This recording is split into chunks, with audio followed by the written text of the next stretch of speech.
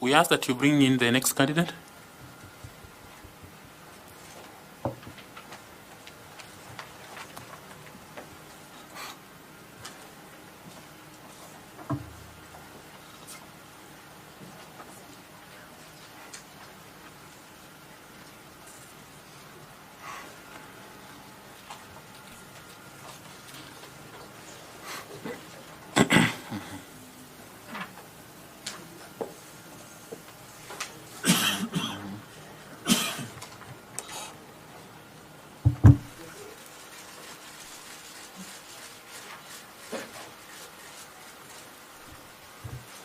Welcome, and please have a seat. It's our pleasure to have you here. Charles Ayako Nyachai, confirming that that is you. And thank you for showing interest in the position of chair for IEBC. You have a notebook and a pen. There's some water there for you. You have given out your documents. Please remember to pick them on your way out.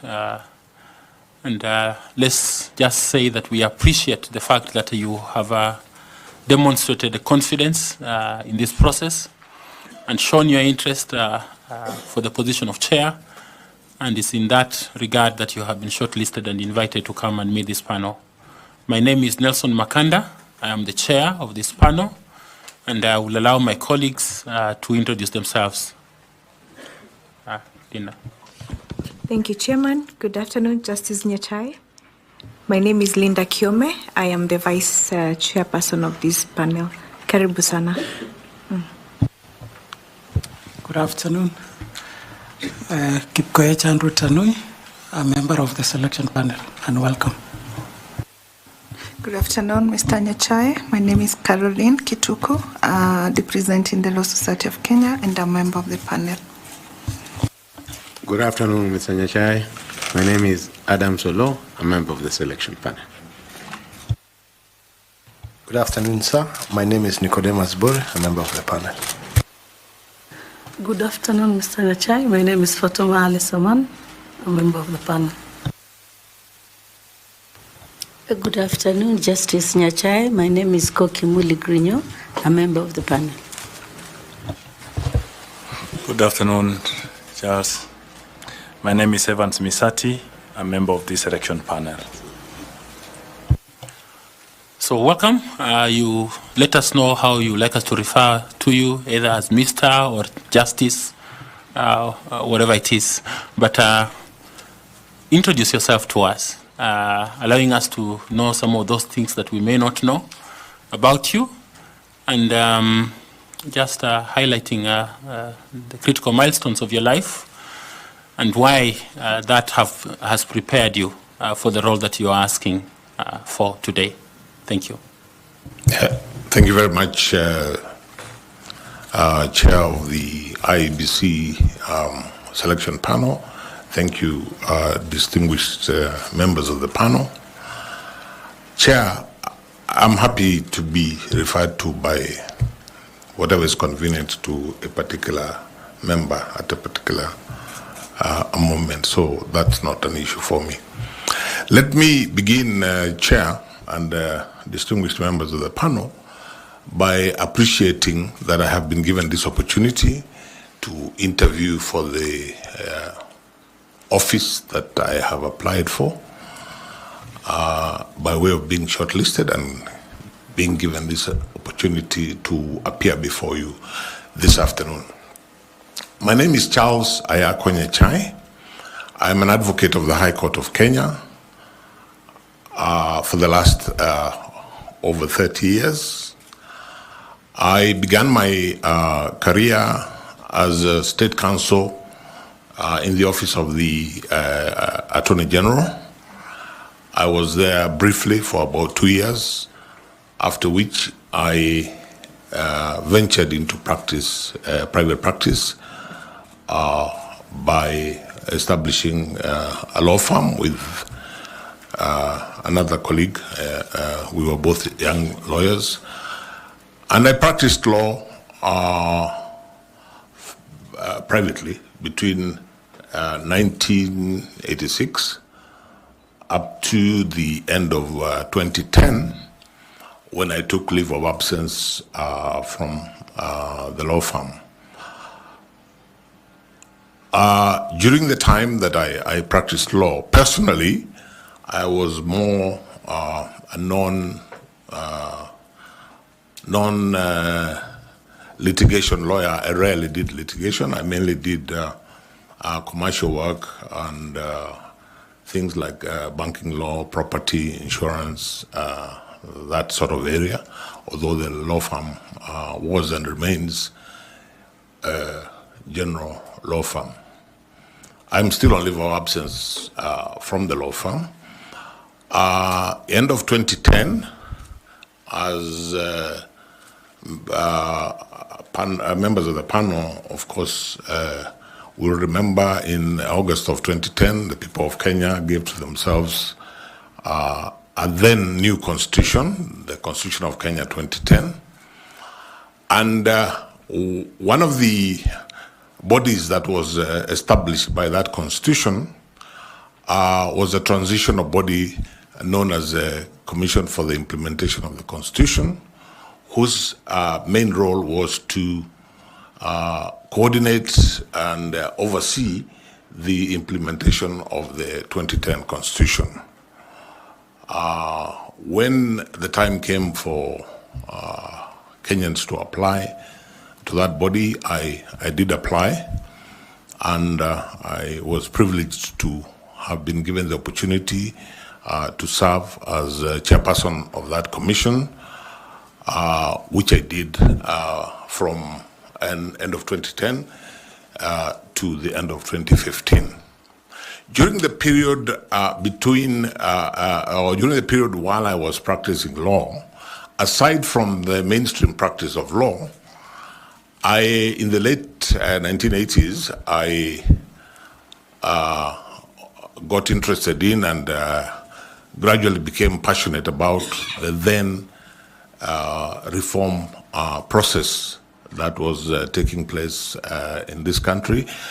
And between that period, all the time that I was practicing law, I engaged often quite intimately with the reform process, the democratization process, through mainly institutions like the Law Society of Kenya, where I served as a member of the council. I also engaged in the process of reform and democratization within the context of non-governmental organizations, and in particular the the international ICJ, the International Commission of Jurists, of which I was an active member, and which the Kenya section I chaired for a while. The focus on rule of law and the promotion of democracy. I also was invited by the late Senior Counsel Grace Githu to join her together with some other members to found an NGO called the Institute for Education in Democracy, where I was a member, and at some point I chaired the IED.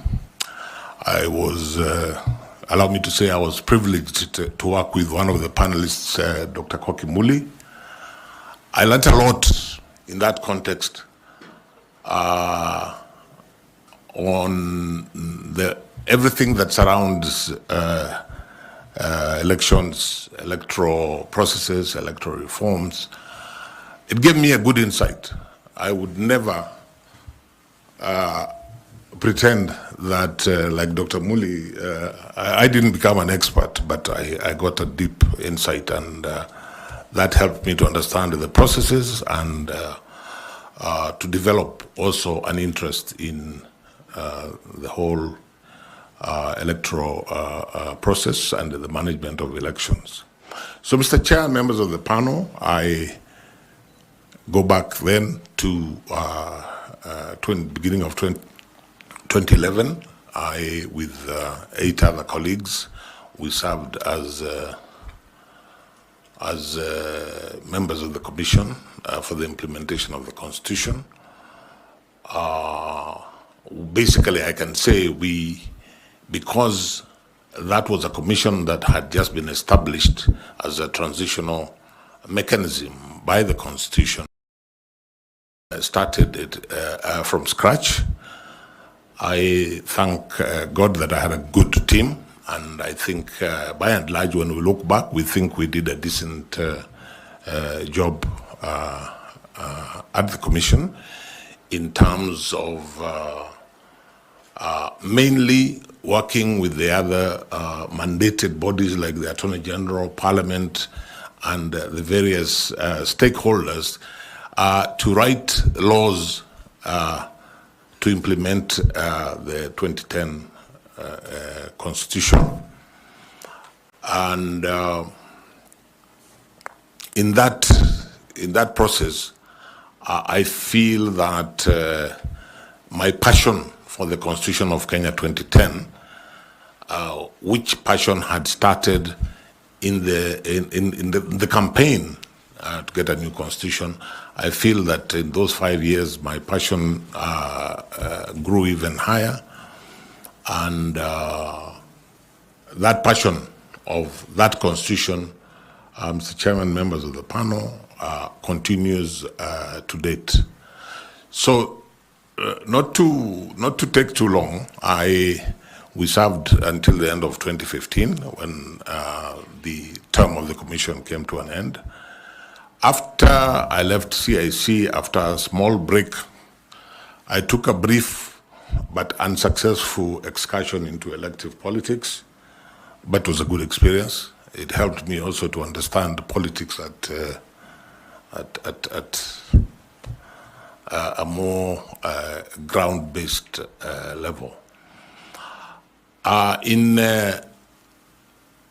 February of 2018, I was appointed to be a judge of the East African Court of Justice, an appointment which took effect from the 1st of July of 2018. I served on that court for a period of 5.5 years. The term was, my term was for 7 years, but for reasons which, if the panel wishes me to explain, I will explain. I did not finish the 7 years. I left in January of 2024 and came back to Kenya because the court is based in Arusha, Tanzania. And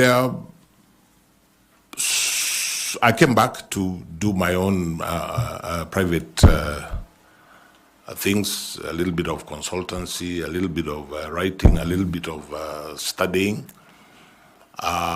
In the meantime, soon after I came back, I was appointed to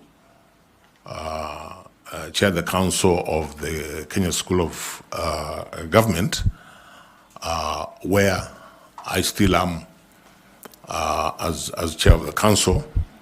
Of course, I think it's probably necessary to state that if I were to find favor with this panel, as well as the appointing authority, then obviously to comply with the law, I would, before appointment, relinquish that position. Mr. Chairman, I maybe will pause there in terms of who I am and await further questions from you and the panel. Just as a follow-up of that introduction, yes, it would be nice for you to highlight 1 or 2 successes that you had with CIC. Yes. And what you think regrets from that stint that you had Yes. that follows us up to now. Yes.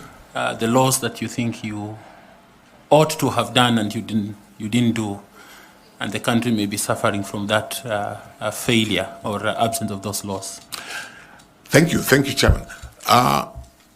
Most of the laws that the Constitution required to be enacted were actually enacted. We worked well with the Attorney General. We worked well with the Kenya Law Reform Commission and the various government departments where the laws originated from. So what I would say, while we wrote most of these laws, I think I can honestly say that there are one or two of them, because of the process where these laws eventually had to pass through cabinet and then be taken to the National Assembly so that they could be enacted. I do have one or two that personally, and I think most of my colleagues felt that collectively, not just CIC, collectively, including those bodies that I have mentioned, we probably fell short of the mark. Examples, for example, the laws to implement Chapter 6 of the Constitution were, in our view, between leaving CIC and the time that they go to Parliament and were enacted in Parliament. In our view, CIC were quite significantly watered down. But then you see it's Parliament that had and still has the constitutional mandate to actually legislate. There are other laws we passed and which faced some resistance and indeed maybe even up to date, maybe because of a lack of will. The best example I can give, which actually touches on the delivery of IEBC's mandate, would be the campaign finance law, which, of course, initially Parliament suspended its effect. Eventually it was passed. There has been an issue with regulations to give effect to that. I'm still hopeful that whoever goes to the commission at IEBC, because this is an important part of the electoral process, can actually push and negotiate with the executive, with Parliament, with all stakeholders, so that that law, so many years down the line, is actually passed, so that the intent of the Constitution is achieved. So we can blame you for that. Can we also blame you for 2/3 gender rule and referendum laws, their absence? You can probably ask my colleagues and I to share some blame on, say, like the referendum law.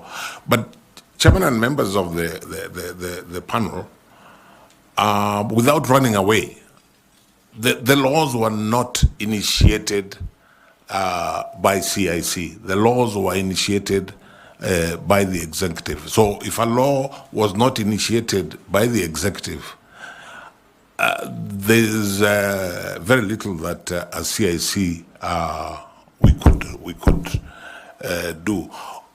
What I would more readily accept blame for, and I think it's just a question of benefit of hindsight, there are laws when we look back, including even the Elections Act, but that's just a question of hindsight is always 20/20.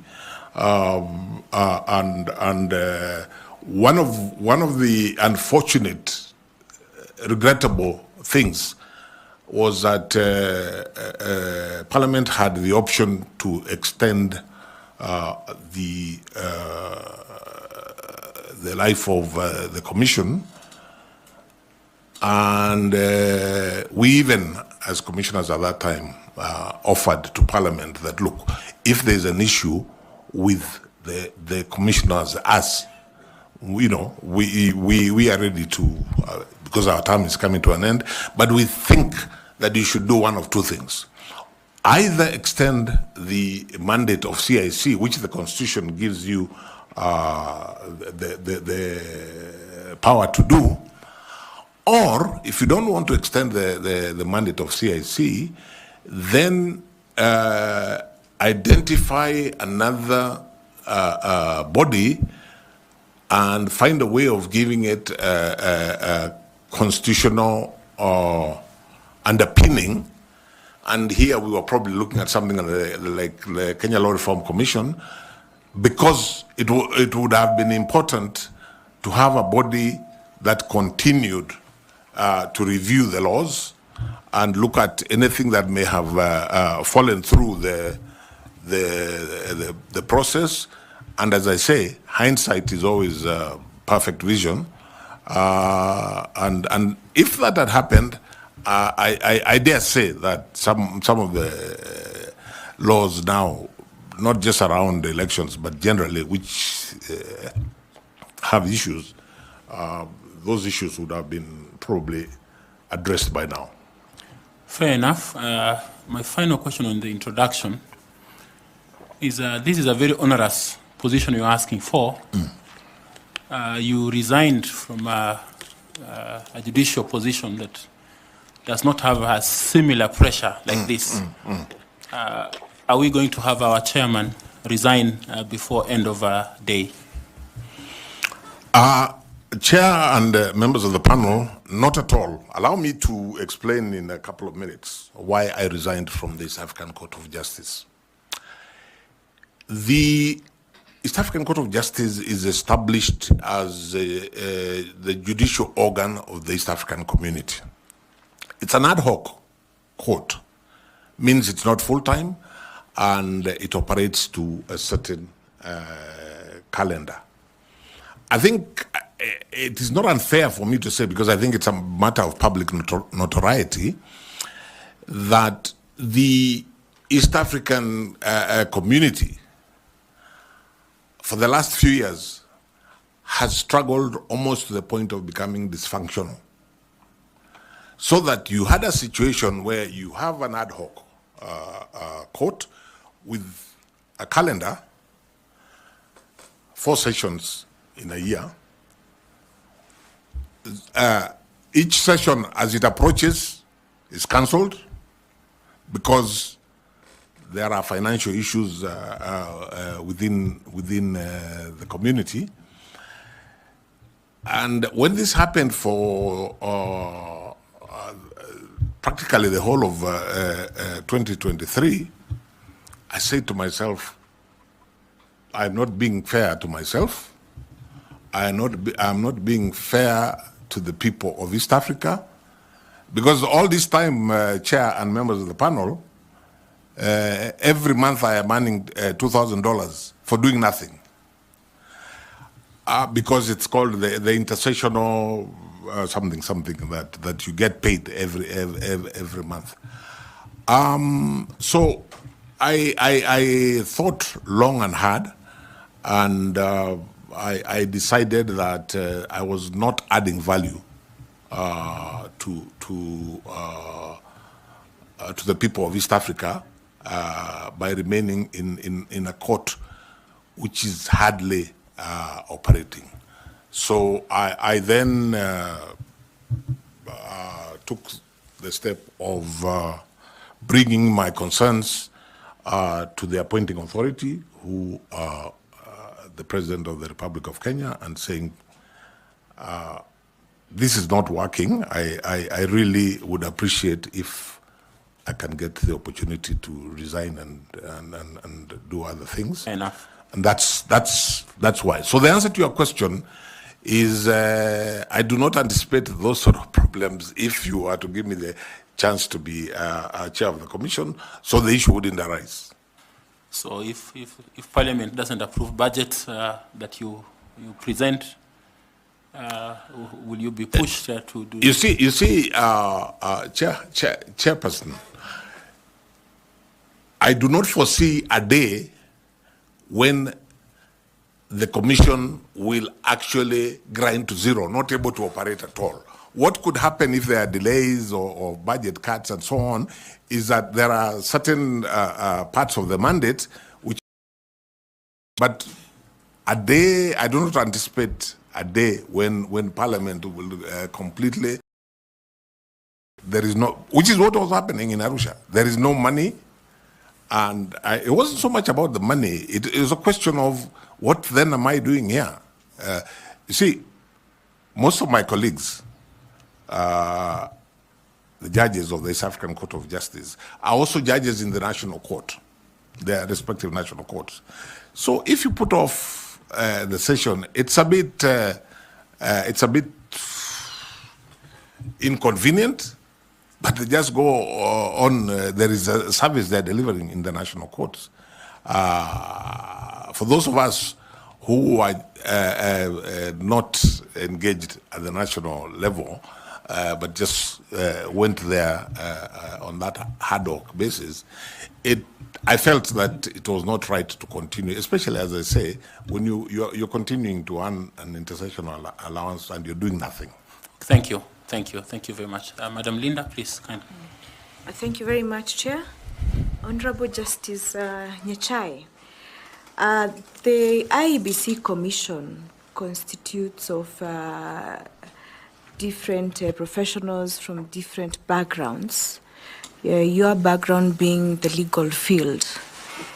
But the Act itself envisages a composition of a commission that has very diverse skills and disciplines.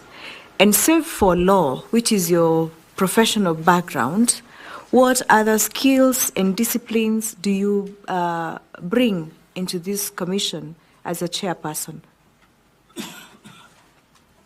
Thank you. I think I would answer that at two levels. In terms of skills and disciplines, my formal qualification is law. I have taken it upon myself and developed over a period of time. I have developed an interest in governance, and actually I am a student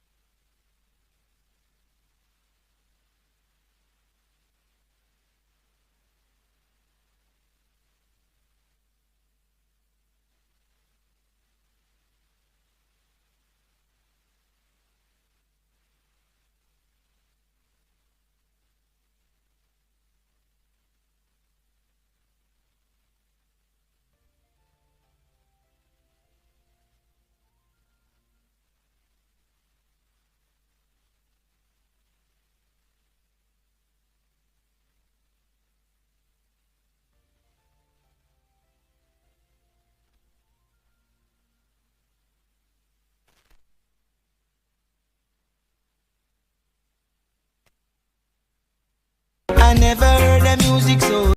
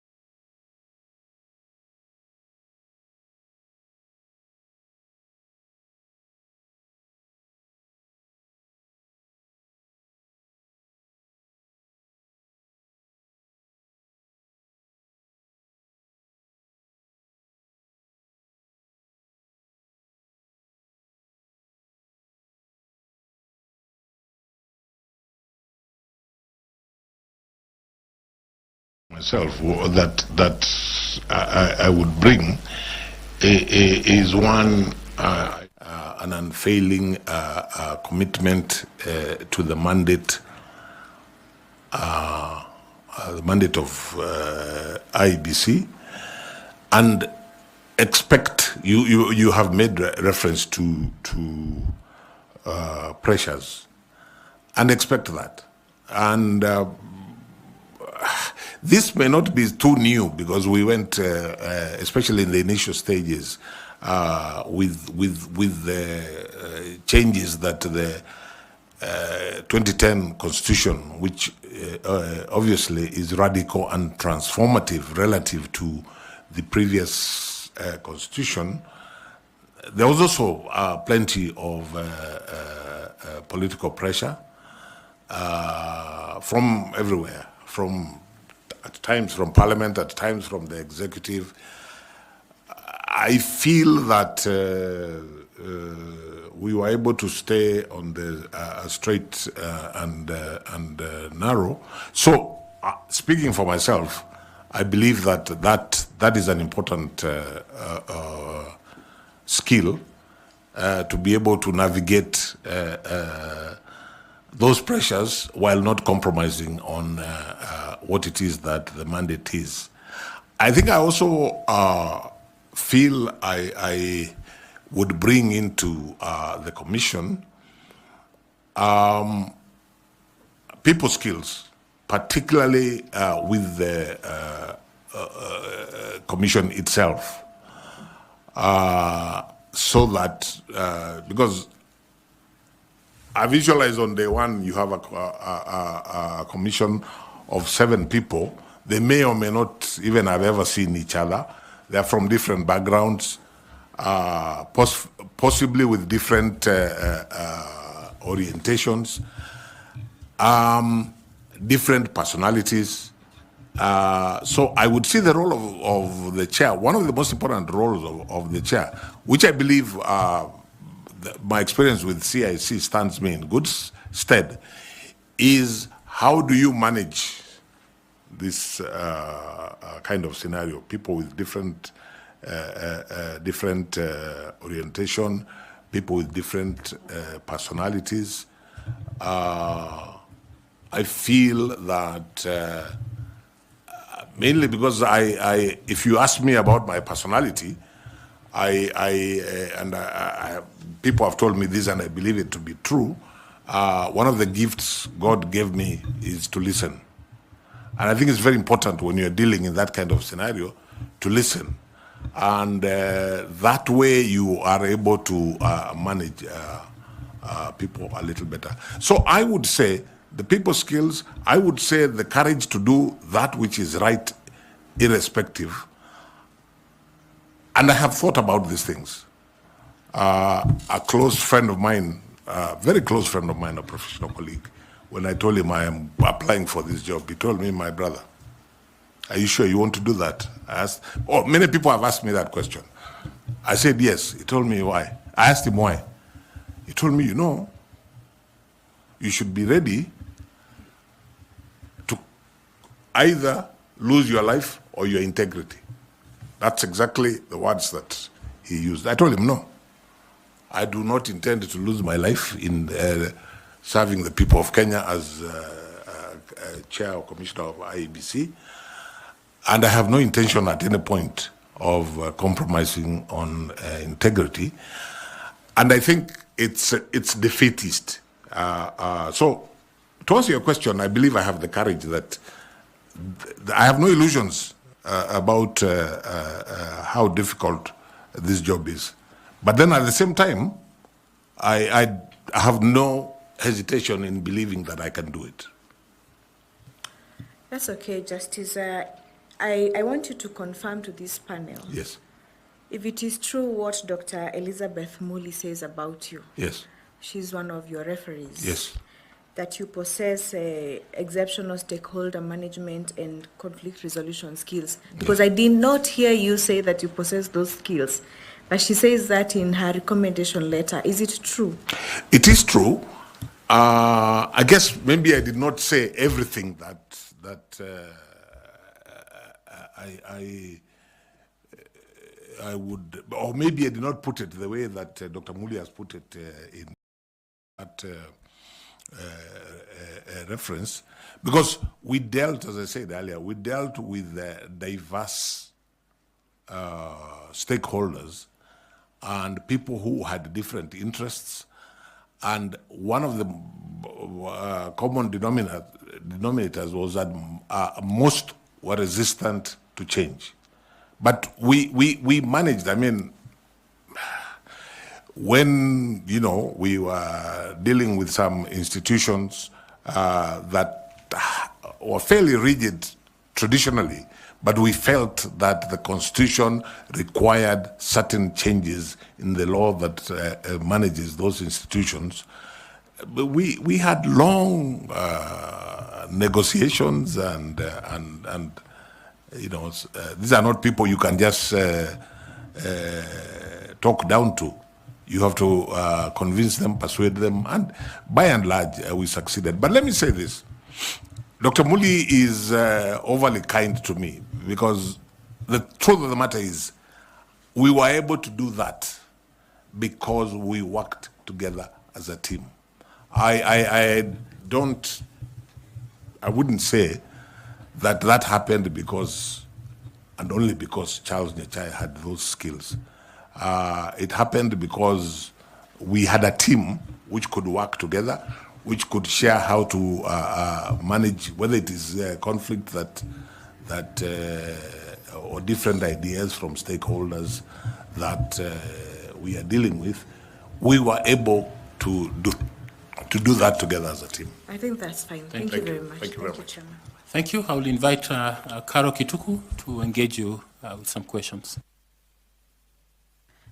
Thank you very much, Chairman. Mr. Nyachai, will allow me to ask like 3 questions or 2 questions. The Constitution at Article 86 contemplates the use of a voting method that is accurate, verifiable, simple, transparent, and accountable. In the 2013 elections, 2017 and 2022, the IEBC deployed technology.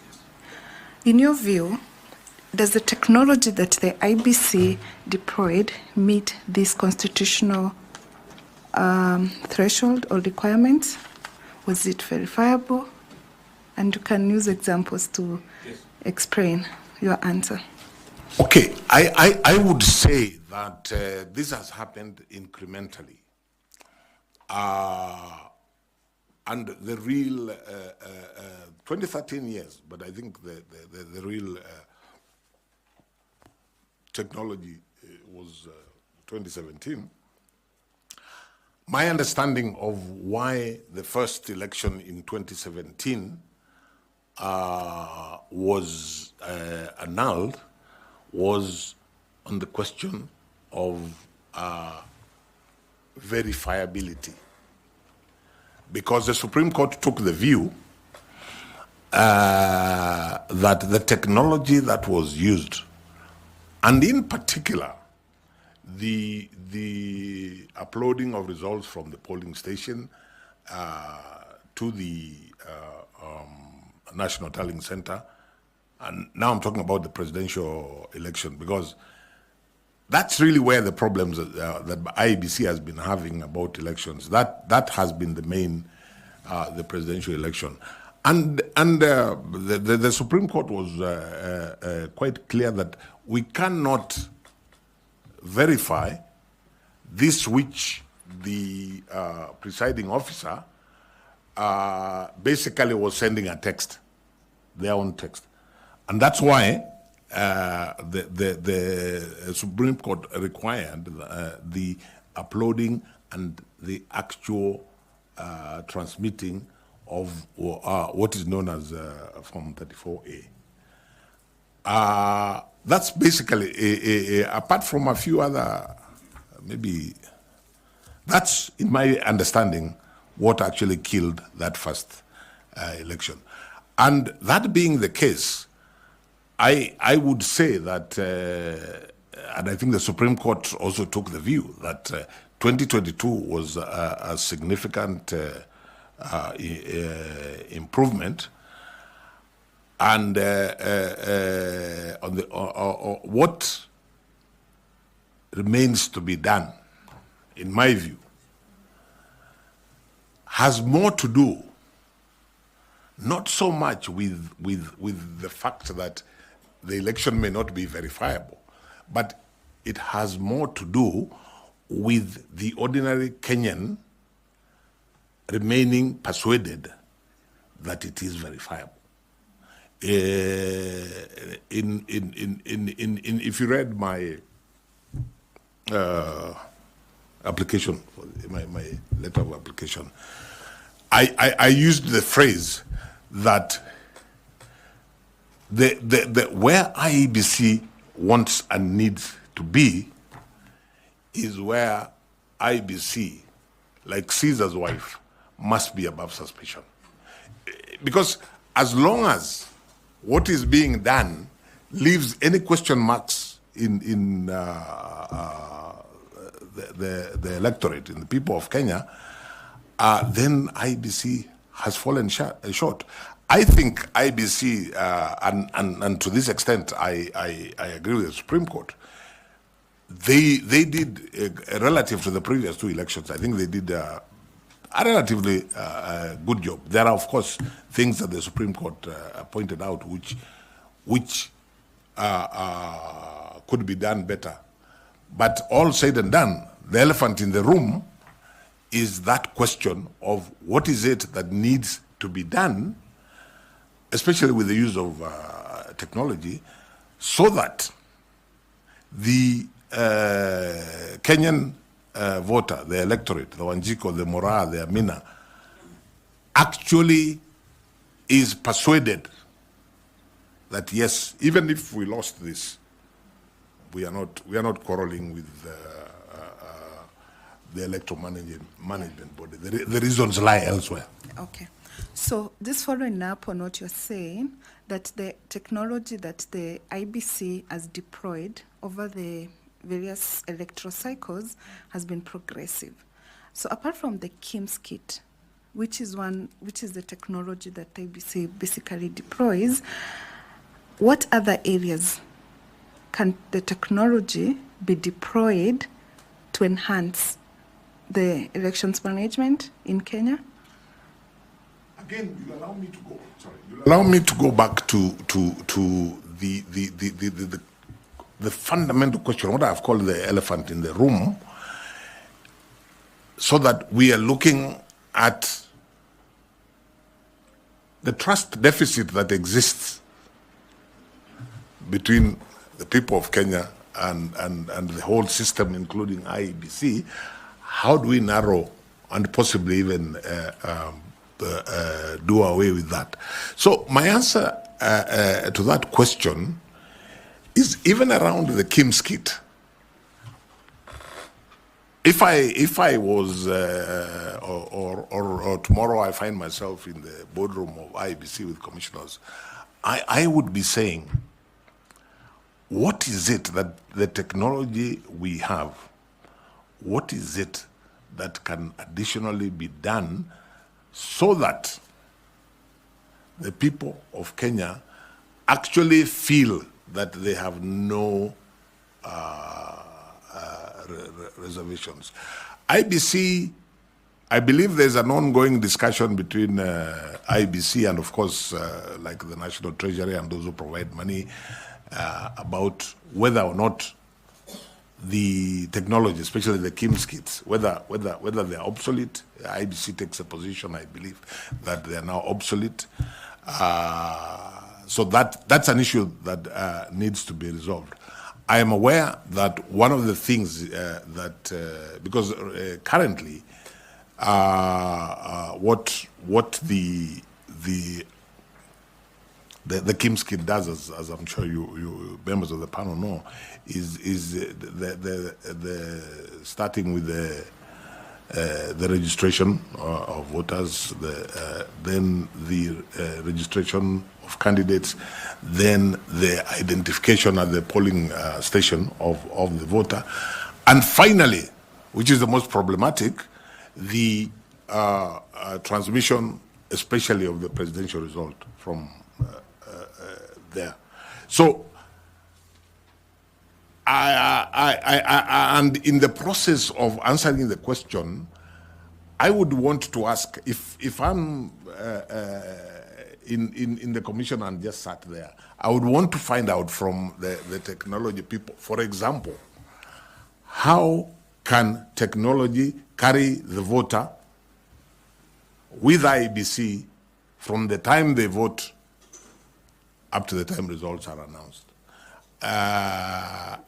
For example, the issue of technology keeping the voters, if I vote, for example, if I normally vote at a polling station called Kisi Primary School.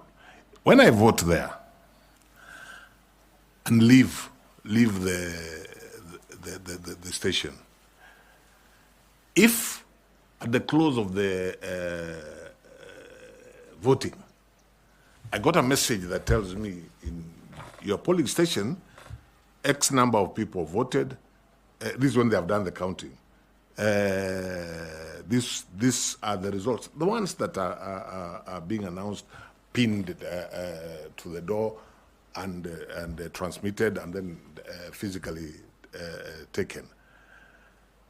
If that was done,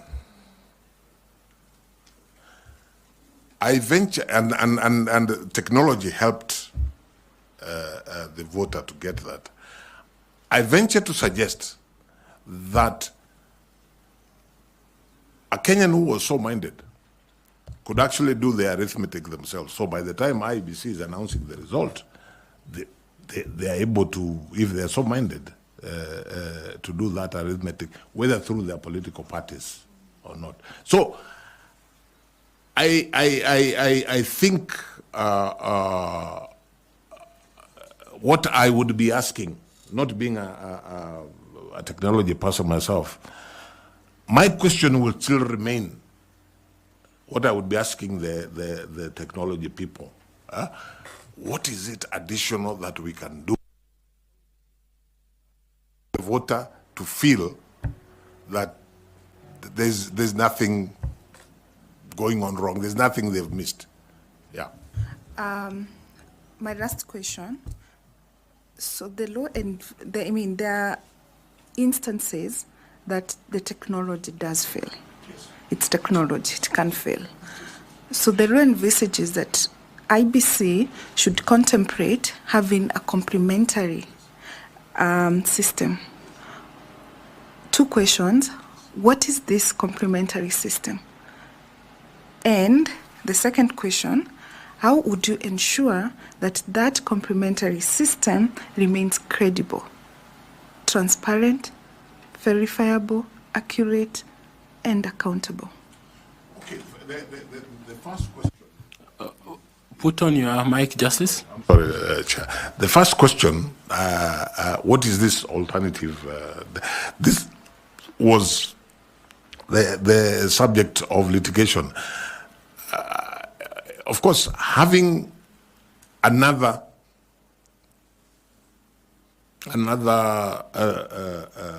technologically based complementary system may not be such a bright idea because they could both fail. So the complementary system that IEBC is using really now is the physical getting the information. This is at the polling station, getting the information physically from the register. But that it's complementary, but, and this now is to answer your second question, it may not be ideal because you go back to the reason that we went to technology in the first place. So, as at now, me, who is not a technology person, I have not yet engaged with an understanding of what a complementary system that does not rely on the register would do. So maybe to help you, this complementary system can be manual in the sense that the voter identification is manual. It's outside the technology. There is a physical counting, the physical tallying of the Form 34, 34A, 34B, 34C, and the handwritten transmission or the physical transmission of the forms to the National Tallying Center. This is in regard maybe to the presidential. Yes.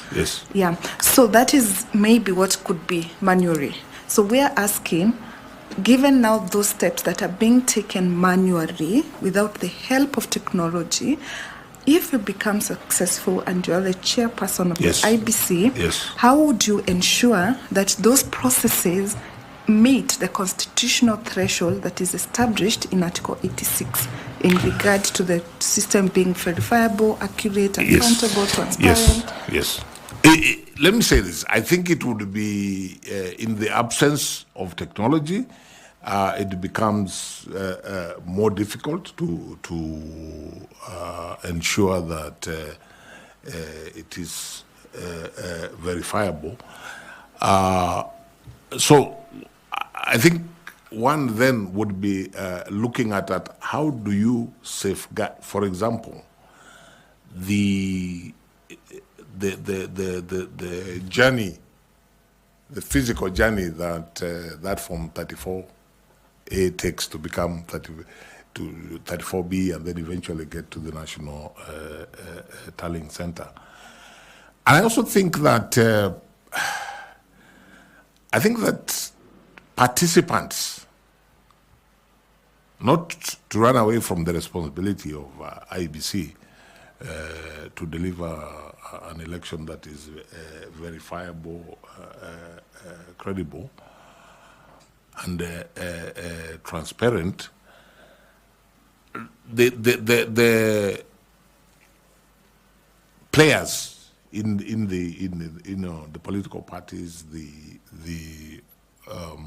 candidates, I think need to play a bigger role in terms of protecting that process, and that requires, I think, engagement between IEBC and the stakeholders in coming up with an alternative system, which, as I hear you, would be entirely devoid of technology, which of course means that we're going back to where we started. Okay. Thank you, Chair. Thank you very much. We are almost halfway through, so be concise in your responses. I want to invite Dr. Koki to ask some questions. Thank you very much, Chair. Mr. Justice Nyachae, you mentioned that you have been in the democratization movement in Kenya, and indeed it is true we have worked together. My question is, one of the issues that has really concerned democracy, has hampered democracy in Kenya, is and has contributed to divisive politics, is a system of first past the post, or what we have in Kenya, that leads to results that the winning candidate takes all, where the winner takes all. And one of the concerns that, of course, there are many ideas that have been advanced on how to improve the democracy and the electoral landscape by introducing different types of electoral systems. For example, mixed member proportional representation, etc., which addresses some of these divisive elections. Why do you think that has not succeeded in Kenya? And you have been involved in, in this process for that long. That's the first question. My own view is that I think there are probably several reasons which pertain to our type of politics, which sadly is not always issue-based. And that's why even political parties, to actually achieve issue-based political parties has been a challenge. And that's why, for example, proportional representation may not work, because you have a mindset that we want our own representative in this particular locality or in this particular community, who we see as our representative. It's not about issues. That, I think, is a reality. But let me say this. Those who, in the democratization process, as you will recall, Dr. Muli, we tended to deal with much more basic things,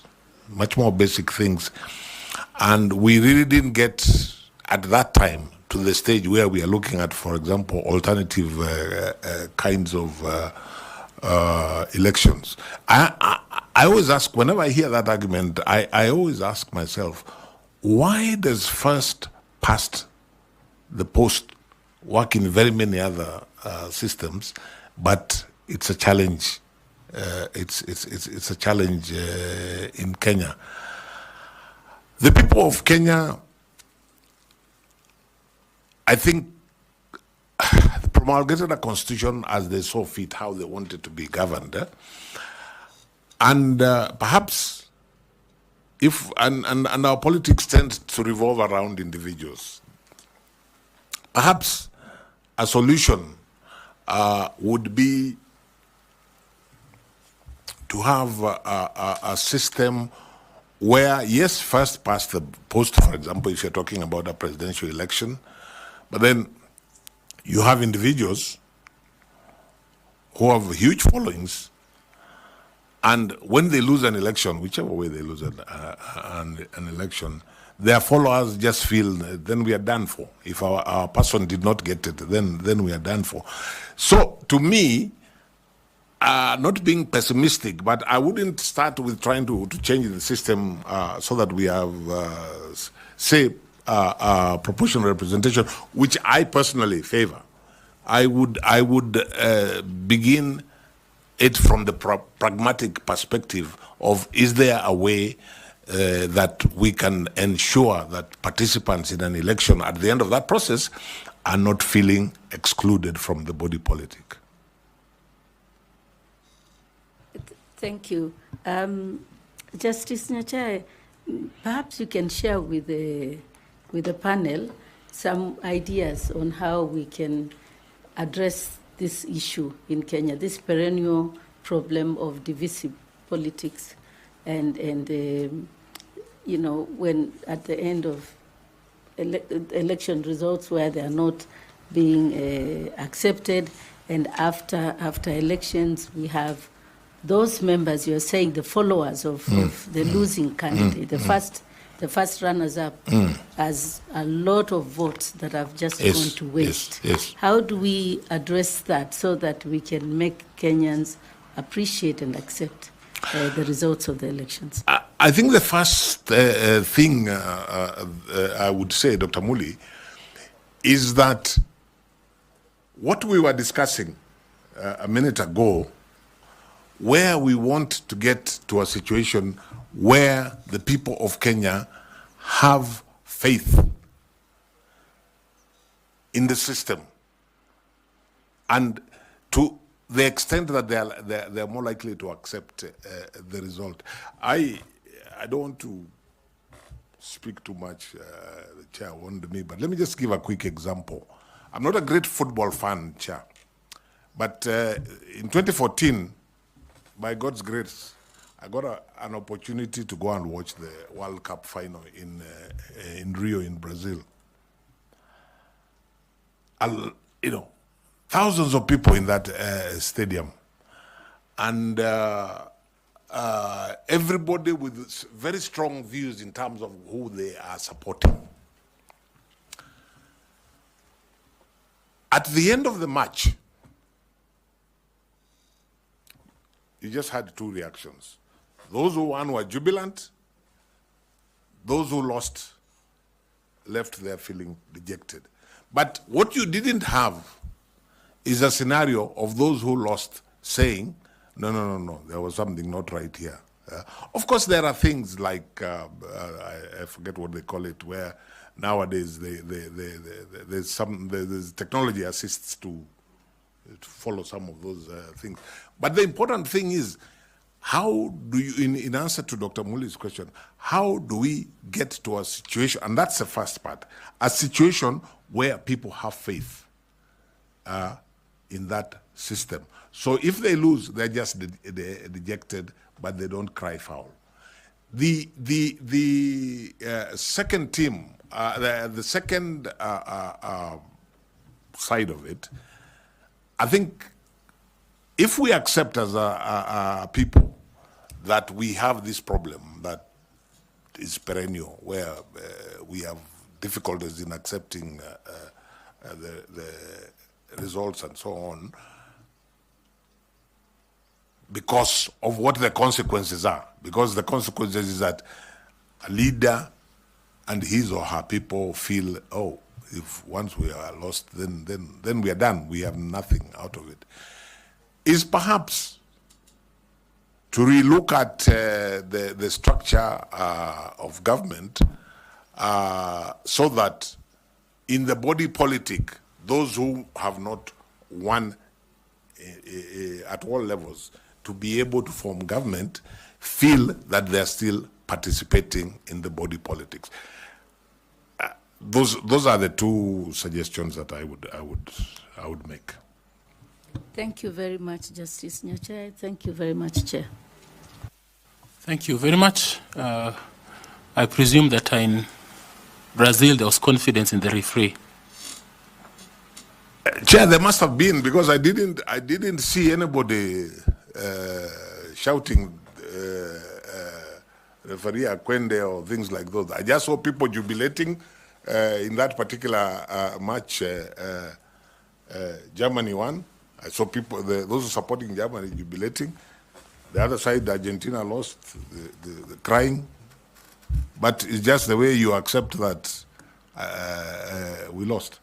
But nobody challenged the system of how the result was arrived at. That's my point, Chair. Okay, then we will ask you further questions, since you will be the referee if you get this job. Thank you, Chair, and thank you again, Justice Nyachai. You are the chair of CIC, which I'm looking at the Constitution here. You are to monitor, facilitate, and oversee the development of legislation and administration procedures required to implement this Constitution. Now, I believe you were part of the Chapter 15, the operationalization of the Chapter 15 commissions, for which CIC was one of them, and particularly IEBC is one of the Chapter 15 commissions. However, in the recent past, in 2014, there was the Senate actually raised concern with regard to conflicts between the Commission or within the Commission. And I think this one was specifically to National Gender and Equality Commission. Equally, in 2015, there was an issue at Ethics and Anti-Corruption Commission, which is also a Chapter 15 commission. And even it went to court. There were investigations that were done. At some point, they were nullified on the basis that there were no commissioners at EACC. We've seen what has been happening at IEBC. 2017, we saw how the former chair, the CEO, how some commissioners left, resigned. And coming home to the IEBC Act, I was just looking at it, and we've had 10 amendments up to last year. The one that created this selection panel was actually the 10th amendment of the IEBC Act. So looking at the governance framework of these constitutional commissions and the conflicts that we've seen running across, is there a problem with regard to the governance framework of our constitutional commissions? And is it a constitutional issue? Is it a legal issue? Or it's more of a governance issue? Thank you. My answer to that would be it's none of the above.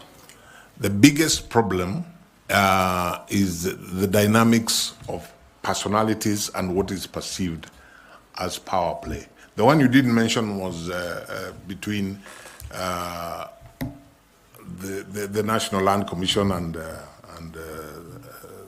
Ministry of Lands. I honestly, obviously, like I said earlier on, hindsight is always 2020. There must have been a few things here that when you look back, you say, this we could improve on and this we could improve on. But the basic framework for each of those constitutional commissions, I would still stand by the laws that were put in place. The problem, if we are to be honest with ourselves, is personalities, the dynamics of power play, resistance to change. Classic example would be the conflicts that were there between the National Police Service Commission and the National Police Service itself, the Inspector General and his team. I still don't think the problem was either with the Constitution or with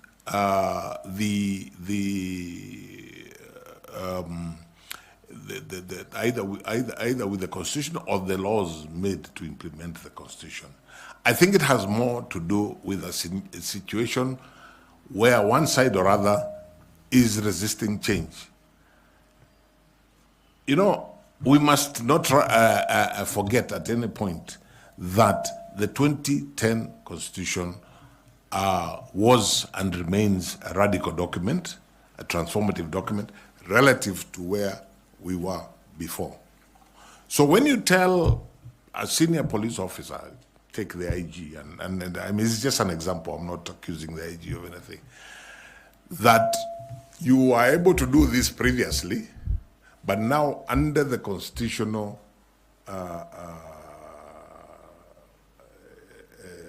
dispensation that we now have,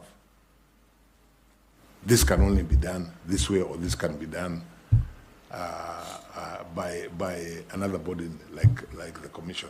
Even when we were writing the KDF Act, for example, it took a lot of energy, particularly by Dr. Muli, Elizabeth Muli, who was in charge of that particular thematic group.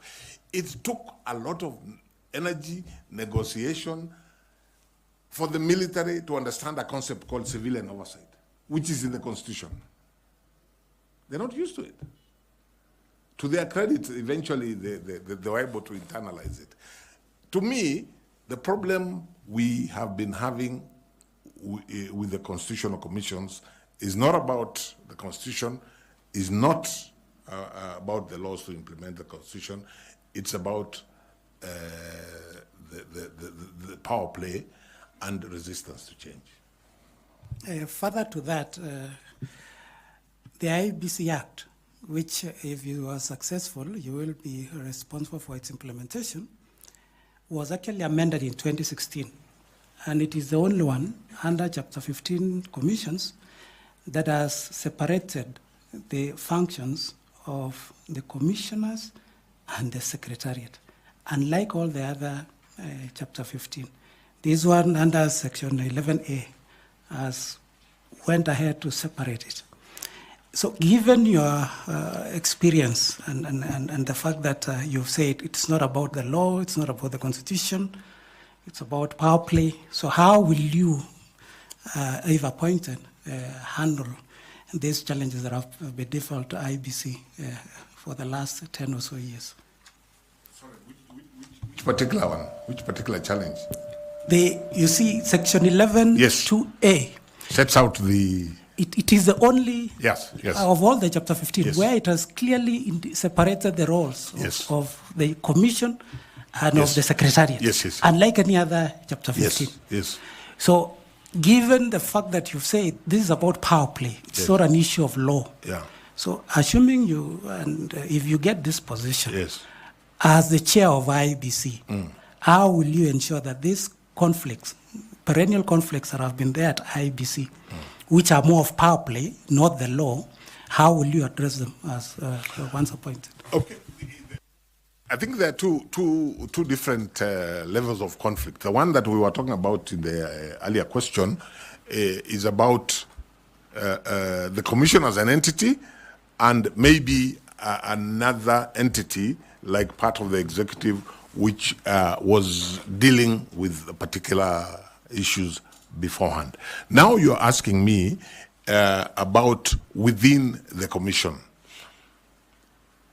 And if you're asking me about IEBC, if I was privileged to serve as chair of IEBC, I would consider myself lucky, more lucky than the other constitutional commission heads, for the simple reason that I accept that amendment 11A is a very helpful and useful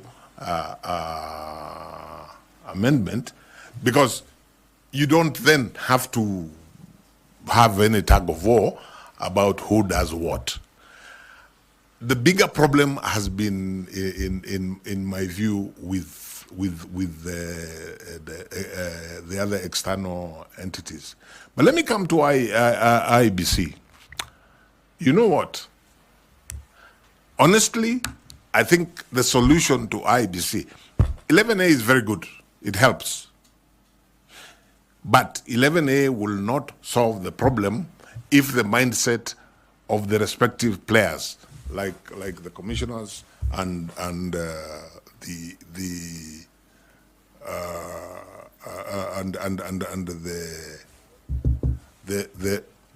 the Secretariat, you know, are mentally operating from different perspectives. That amendment is 2016. Yeah. Now, if we just look at the commission, it didn't help in 2022 at Bombers. It was there. You still had this rupture which nobody understands. Yeah.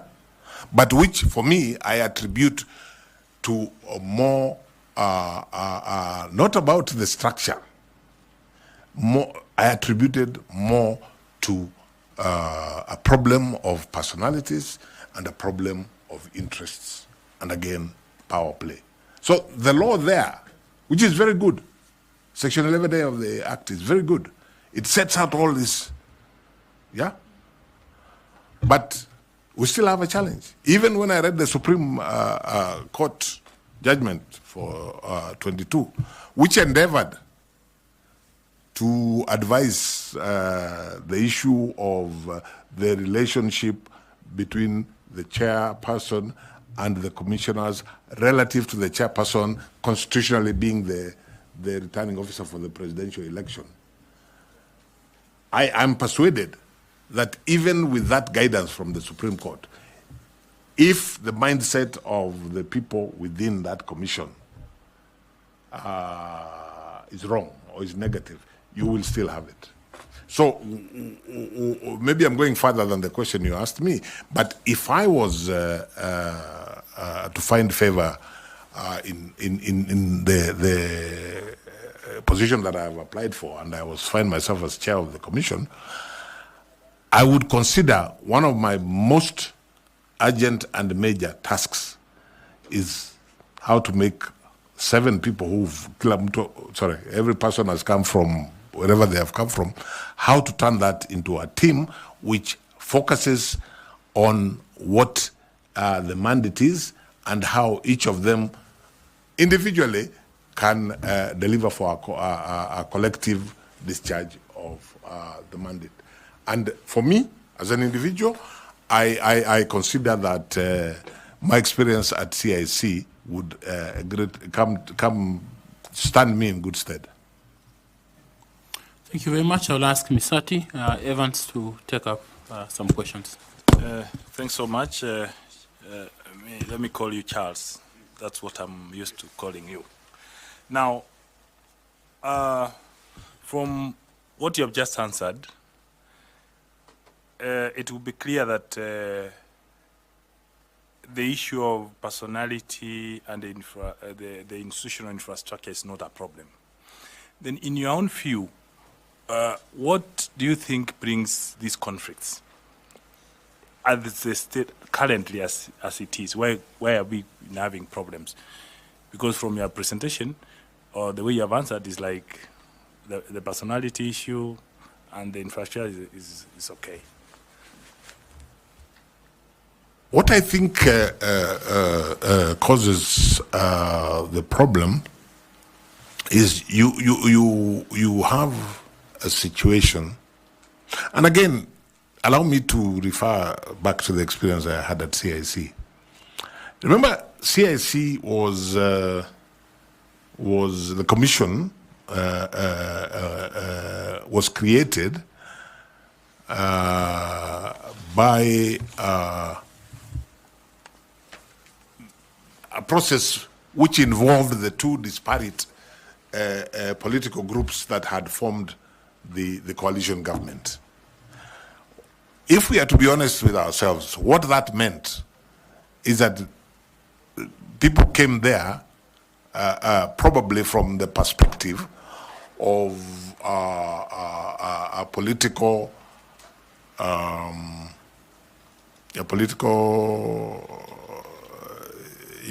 I have come here by virtue of political coalition X, and I have come here by virtue of political coalition Y. So, from the onset, there was potential for distrust. There was potential for suspicion. So, I think there was a need, and I think we succeeded, for the commission to do what needed to do, whether it is bonding, whether it is spending time together, whether it is reassuring each other, whether it is trying to understand each other, whatever it is, so that when we had disagreements in the boardroom, and there were many, there were disagreements arising from issues that different members had different perspectives. And that way, at least for me as chair, it made my life easier. There are many times we fought very hard in the boardroom, but we arrived at a decision because of that goodwill. And then when we walked out of the boardroom, we presented a position that we all accepted. The challenge, therefore, is how do you overcome, and they're quite natural, the prejudices people have, the suspicions that people come with, and possibly people have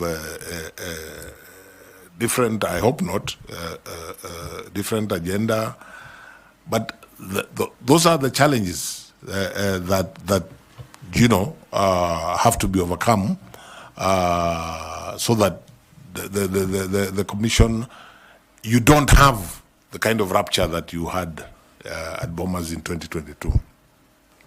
Thanks. As a follow-up question to that,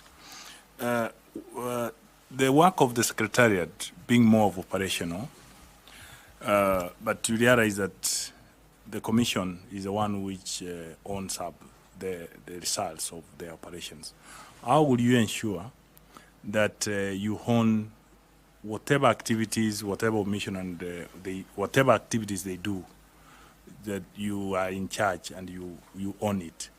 And then the last question, do you think the issue of procurement has any bearing towards the conflicts that happens in IEBC? And I can honestly say I am not sure, but I have had that said. That's my honest answer. That sometimes there are interests other than the delivery of the mandate. There's a school of thought, for example, that when you had a commission which came in when other commissioners had been there, perhaps there was a feeling that when we were not here, what happened that we missed out on. I think that is the honest truth, but I don't know. I don't know. Honestly, I can. But having, sorry, what was the other than procurement? You own the actions of the operations. Yes. So I think it's a matter of working relationships. And I go back to the whole question of what happened at Bomas in 2022, and we can't run away from it. I mean, it was the low point of the Electoral Commission. When you think about it, the actual physical verification that happens at the National Tallying Center is actually done by the Secretariat, under the supervision of the Commission. So really, because it's done by the Secretariat under the supervision of the Commission, you would expect that you wouldn't have that kind of scenario, because the Secretariat, which has been doing the tallying under that supervision, and it's mathematical. We have verified. It may be laborious. It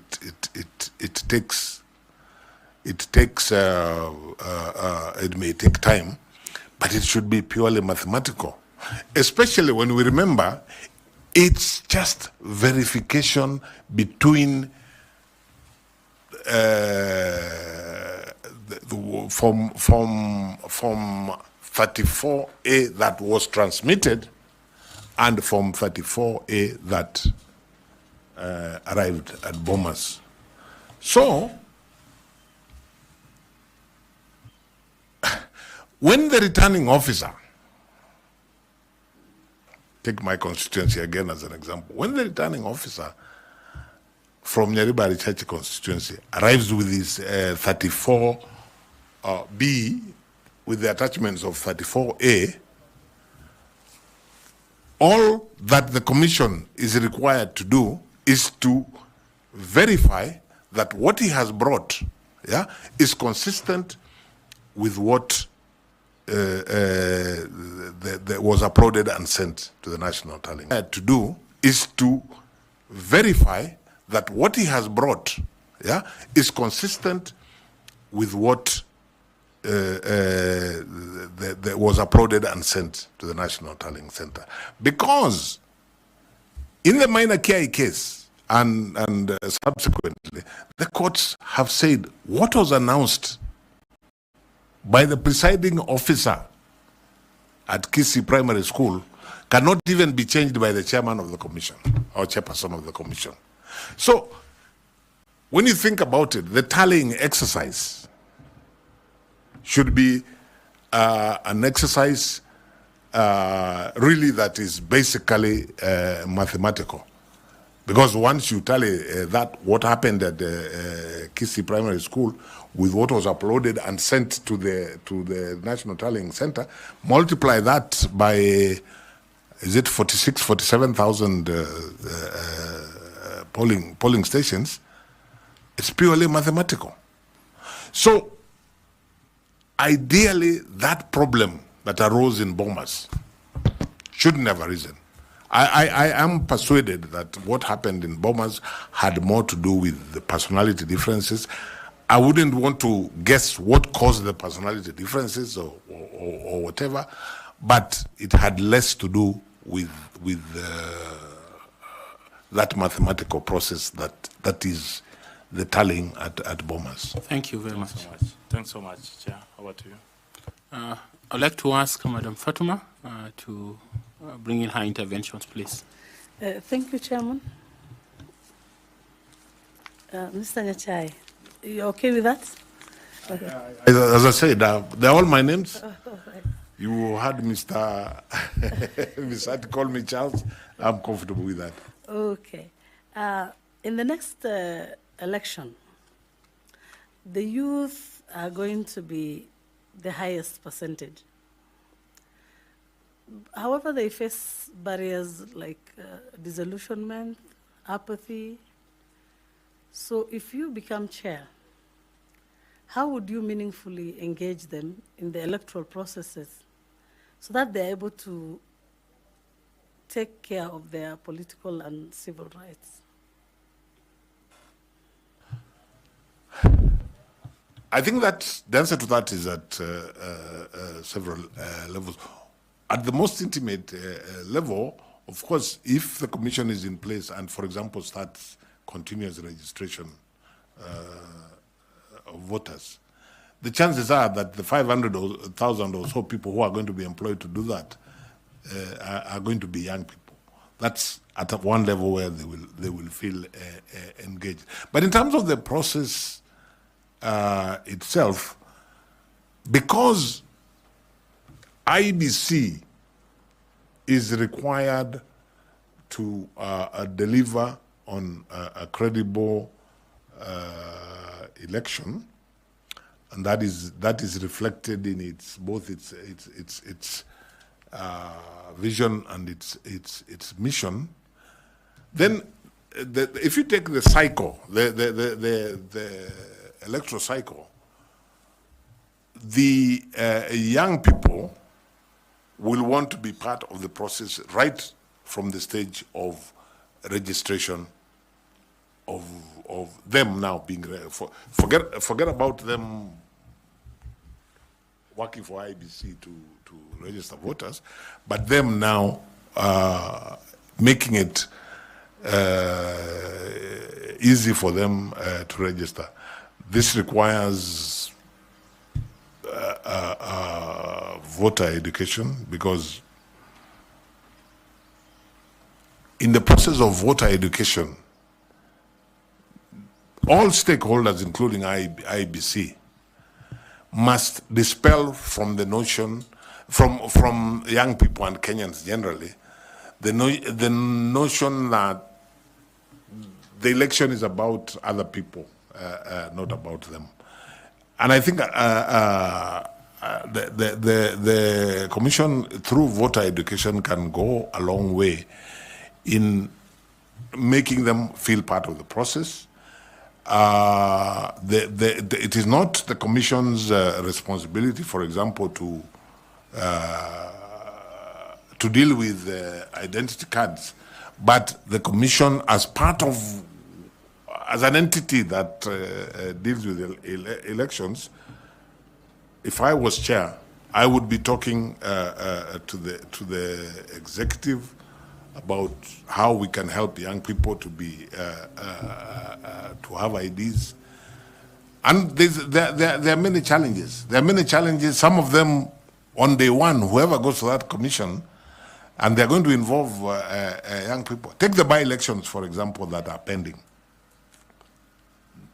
If you take a constituency like Banisa, I think 2 years they have not had representation. In those 2 years, there must be a lot of young people who have come of age, maybe have IDs, and they want to vote. The law requires that you stop registration of voters. Is it 60 days? 60 days before the date of the by-election. So, in where there is an urgency in having that by-election, these young people are going to feel disenfranchised. That's just one example. Now, at a national level, there is an obligation on all stakeholders to ensure, right from them being enabled to get identity cards, which, as I say, is not part of IEBC's mandate, so they get identity cards. IEBC must facilitate them to register as voters. And very importantly, in terms of civic education, and voter education, and the wider civic education anyway, which as a country maybe we haven't done very well, there is a need for all of us to work together to ensure that the youth in this country feel that they matter. That is stakeholder engagement.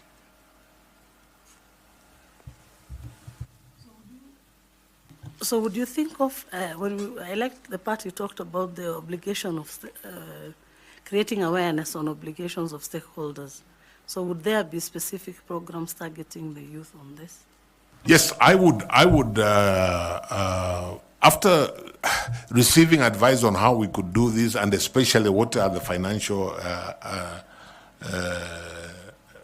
implications, if I was chair, I would put a high premium on inclusivity for young people, so that they feel this process, they are part of it, they are an integral part of it. As you said when you were asking the question, they even are the larger percentage of the people that citizens that are eligible to vote. So I would look to the National Treasury to specifically provide funds to enhance, especially voter education, and in that particular section of stakeholders, and engage them as widely as we can in that, and continuously in that period before the elections. And continue, I think, looking at the wider issue, I think one of the challenges IEBC seems to have is that, especially in terms of funding, the focus only seems to be as you approach elections. And yet things like voter education, registration and so on and so forth are things really which should be completely around the electoral cycle. And I would want, if I was chair, I would want, as a matter of policy, to engage commissioners so that we collectively engage those who provide funding, so that there is a specific target of young people. Thank you very much. Thank you. I'd like to ask Mr. Bore Nicodemus. I'll ask you. Thank you, Chairman, and Charles, for being able to take us through and answering these questions. And I'd like to, looking at your track record and having worked as the CIC chairperson, I'm sure you experienced cartels who wanted the status quo remain and engaging you with your pet subject of football. We have seen referees ending the game while they are halfway going home because they are aware that when they end the game in the middle of the field, they will face a Herculean task of explaining to the people why they have lost the game. Now, we are looking at IEBC and looking at the budgets that they have presented. Some people look at the budget in terms of how they might be able to gain from it. When they talk about the 63 billion shillings that they have asked from Treasury, some people look at how much they can gain from it. And you are applying to be the chairperson of such a commission. which has a lot of interests that are not only political, but also financial. So how would you be able to manage the interests of the country, to balance the interests of the country, at the same time getting rid of the cartels that may be a part of the problems of the internal conflicts within IEBC? Thank you, Mr. Bore. Let me say, first of all, at CIC, this is not a problem that I experienced. I never, at any level, maybe because there wasn't the kind of budget that is at IEBC. So that I never encountered any cartel in relation to the problems we encountered at CIC had more to do with political resistance to change. That was and it was at all levels, whether you're talking of parliament, whether you're talking of the executive. But at CIC, I did not experience that at all. I can visualize, with the kind of budget that IBC has, I can visualize how that would be a challenge. I would see my job, if I got to be chair, my job and that of the commission, we are required to provide policy, to oversight the Secretariat as they implement that policy, and to ensure, ethical practice within the commission.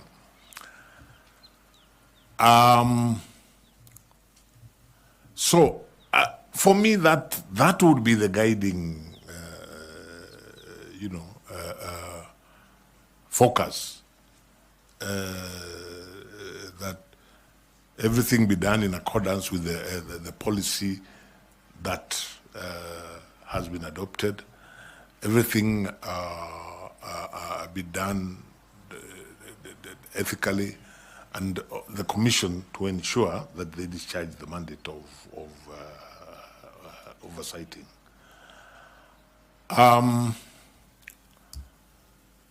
But I think that it's one of those areas that if the commission are all of the mindset, yeah, then I think the commission should be able to resist any untoward attempts by what you have described possibly as cartels. But I can visualize that kind of figure probably has people salivating around the country just because of the figure. As a follow-up question, what kind of legacy do you hope to leave behind in terms of ethics and trust and constitutional governance in Kenya if you are given the chance to become the chair of IEBC? Thank you, sir. Given the history of this commission, especially in the last 3 elections, like I said earlier, there are many people, well-minded people, who think it's a very brave thing to go to IEBC. And therein lies the challenge. So what I would want with a good team, if I got this position, with a good team of commissioners, the legacy I would want us to leave is a legacy that this is the commission which was able, because as I said earlier, the biggest challenge we have as far as IEBC and the people of Kenya is concerned is there's a huge trust deficit. The commission that comes in after you've done your work will conduct because of the 6 years, will conduct one election. So they have one bullet. And the one bullet is to reverse that situation of the trust deficit. So for me, alongside anything else and everything else that the Commission will be doing from day one, is what is geared towards reducing that trust deficit. I'm an old-fashioned, or shall I say an old-school lawyer. So for me, the Supreme Court of Kenya tells me the 2022 election met the minimum standards contemplated by the Constitution. I accept that because that's me as an old-school lawyer. But that's not good enough for the people of Kenya. Beyond what the Supreme Court said, the people of Kenya themselves must feel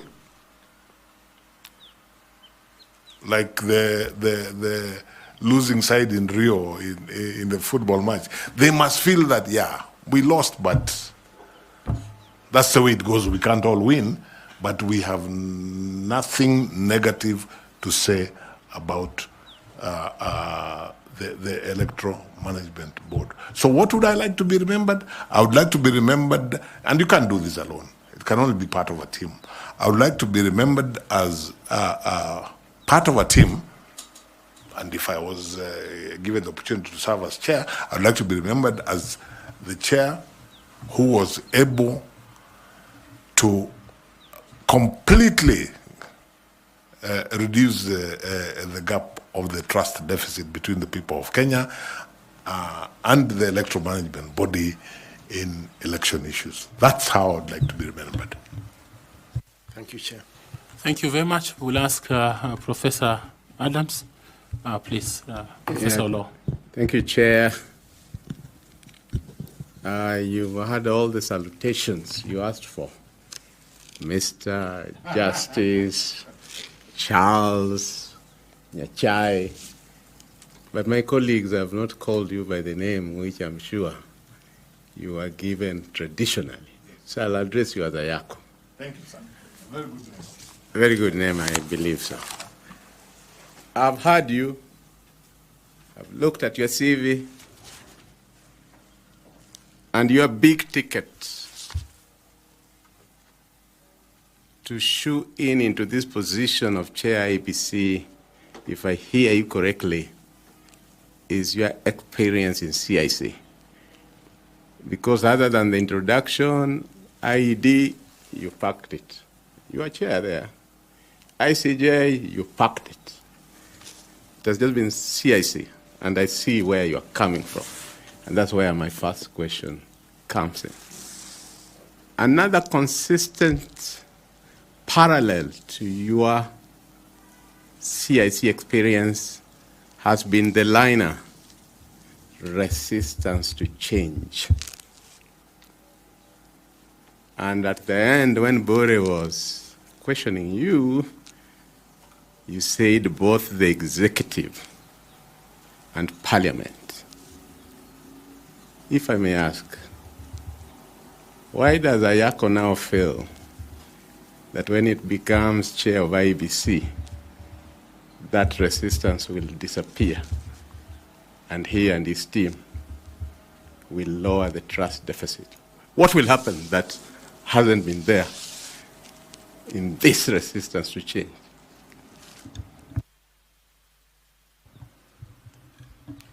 Let me say this.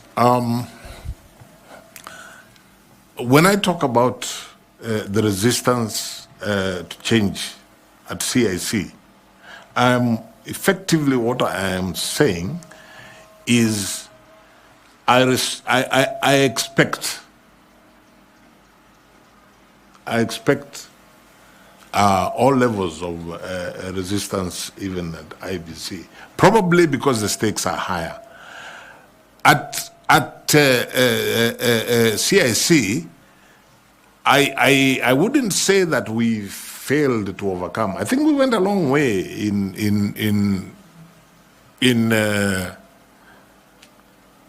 for lack of a better word, in plowing through that resistance, we didn't always succeed.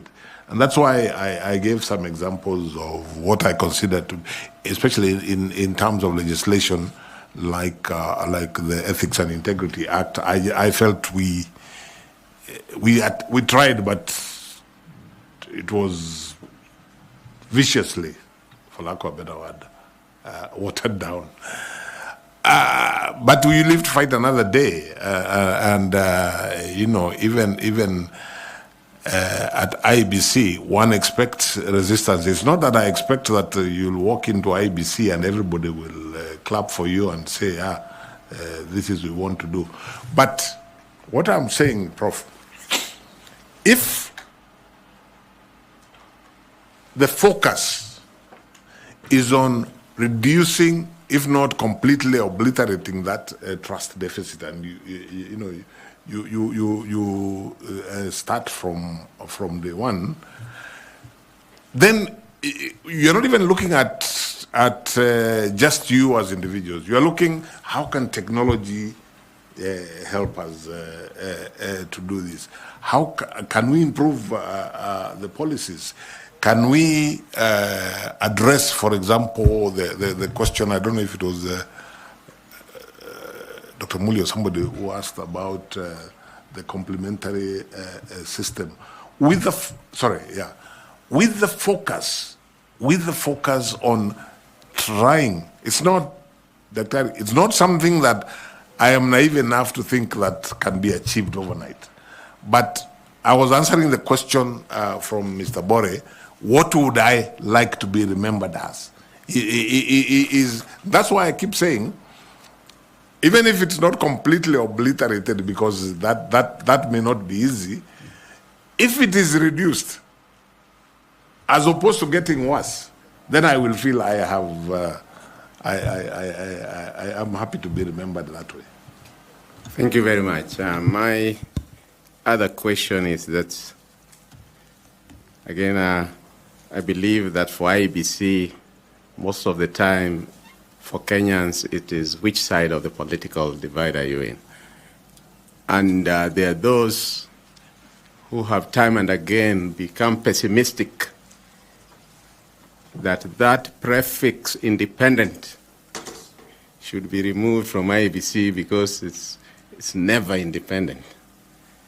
The law that is guiding us in this election panel is very clear on who is qualified or not qualified to run. And I just want to use the analogy that you gave us of the World Cup. And now I won't mention teams because Kenyans are very passionate about the Premier League. But there are usually some referees that you'll just see trending that they are favoring one side. And my question is that if you were to succeed as chair, what's your understanding of independence and impartiality, given that you and other chairs before have been politically affiliated? It's not a secret.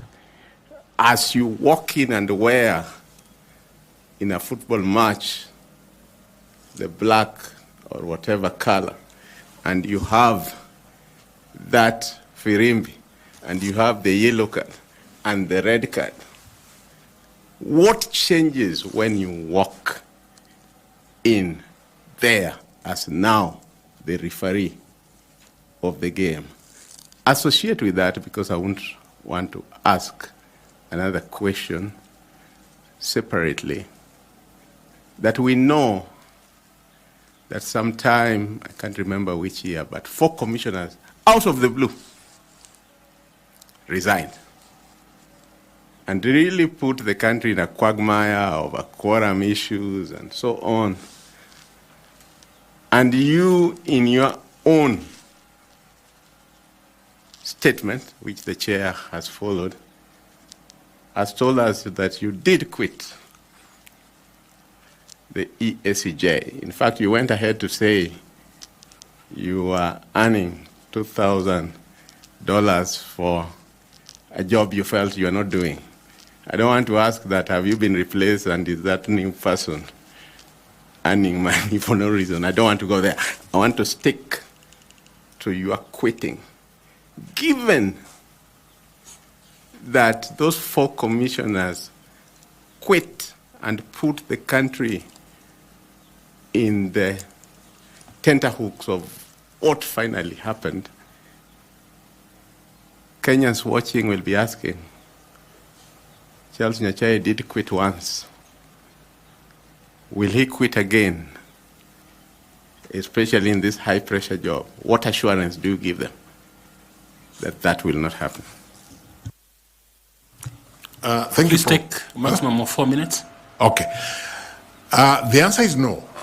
I will not quit because I do not anticipate a situation at IEBC that the job for which I have been recruited, if I become chair, that I simply don't have anything to do, and therefore there's no point in me going to the office. I don't anticipate that.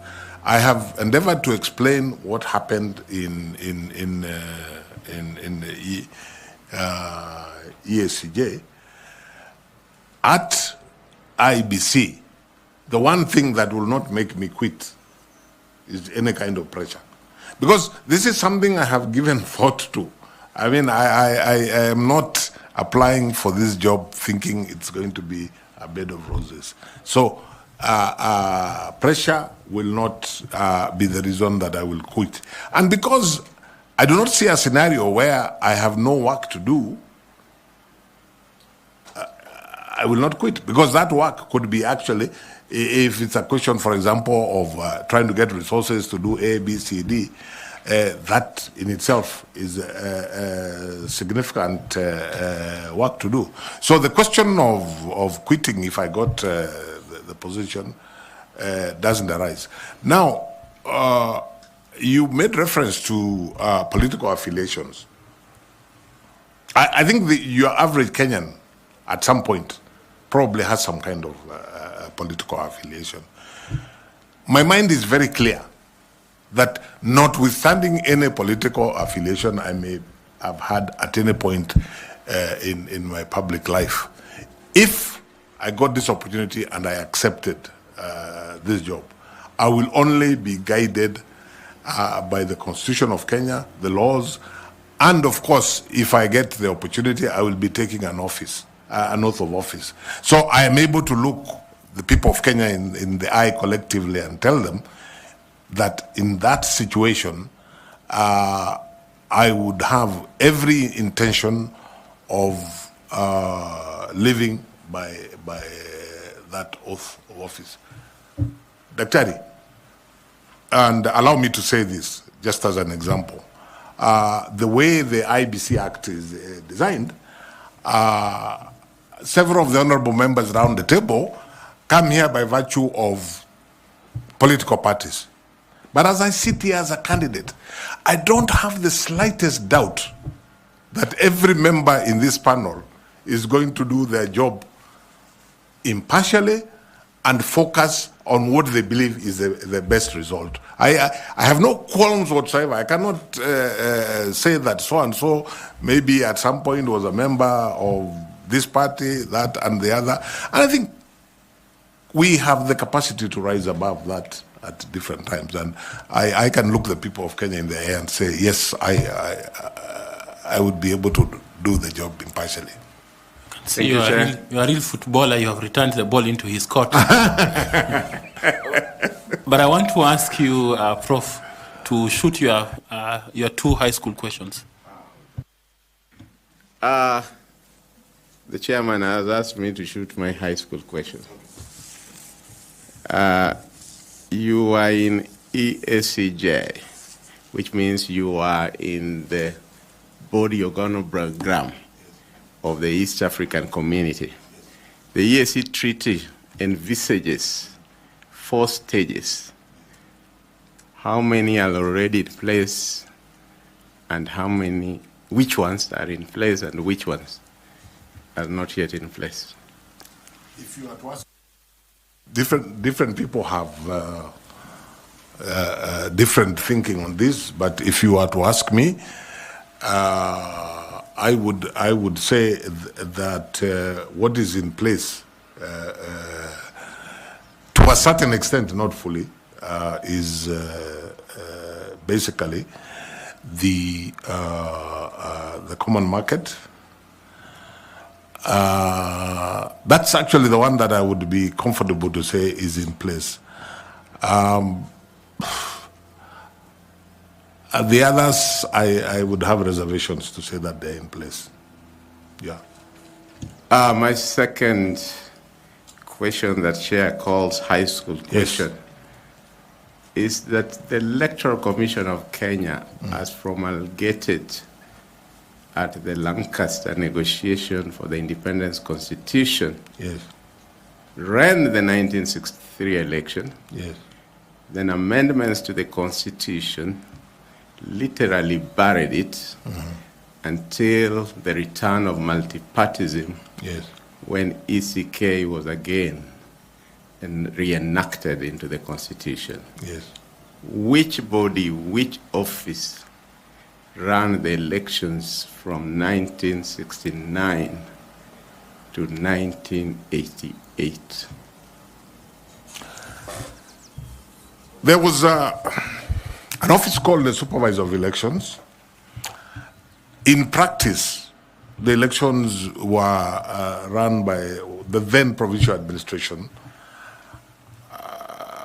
Yeah, I think basically that's the answer I would give. Yeah. Thank you, Chair. Thank you. Mr. Tanui? Mine is a quick one.